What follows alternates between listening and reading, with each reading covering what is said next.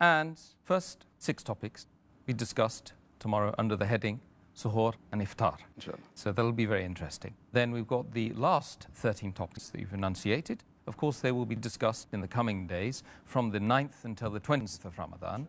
And the middle topics that you've discussed, we will now take them on as importance right now. So Dr. ذاکر, the first topic we need to discuss today is how can one understand generosity in terms of Ramadan? What are the acts of generosity that you would recommend a Muslim to be involved in? A person should always be generous throughout his life, but during Ramadan, he should be more generous. It should reach its peak.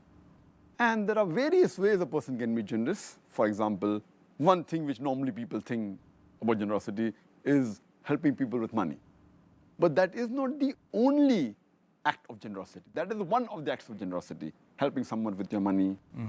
The other act of generosity is that if you share your knowledge, if you guide someone, do islah someone, or do dawah to non-Muslims, even this is generosity. You help him with your knowledge. The other act of generosity is maybe you may help them with your physical strength in doing some work, or maybe lifting something. Even that's the act of generosity. Any good deed is an act of generosity. For example, you may be in a position. Being in that position, the job you're doing, you may be able to help someone in fulfilling his need. Even that's an act of generosity. So all these come under the acts of generosity. And the hadith of a Prophet, Muhammad Sallallahu Alaihi Wasallam, it's mentioned in Sahih Bukhari, volume number 1. In the book of Revelation, hadith number 5, it is said that Muhammad Sallallahu Alaihi Wasallam, he was the most generous of all the people. And during the month of Ramadan, his generosity used to reach the peak. And Archangel Gabriel used to visit him during the month of Ramadan and used to rehearse the Quran. And it is said that Prophet Muhammad, peace be upon him, he was more generous than the strong, uncontrollable wind. He was the peak of generosity.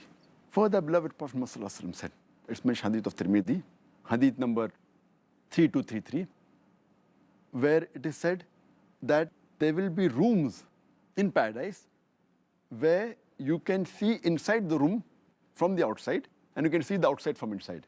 And these rooms will be prepared for those people who are generous and who help the poor people, those who fast regularly, and those who pray at night. So these are special rooms prepared for those people in paradise. Further, there's a hadith, Sahih hadith, mentioned in Ibn Majah, hadith number 1746, where our beloved Prophet Muhammad said that any person who feeds the person who has fasted, he will get the reward of the person who he has fed, who has been fasting, without diminishing the reward of the person who was fasting. Therefore, it shows that we should encourage people, should feed other people. All these are acts of generosity. SubhanAllah. I hope and pray that we can be as generous as Rasulullah sallallahu alaihi wasallam in this month. Inshallah.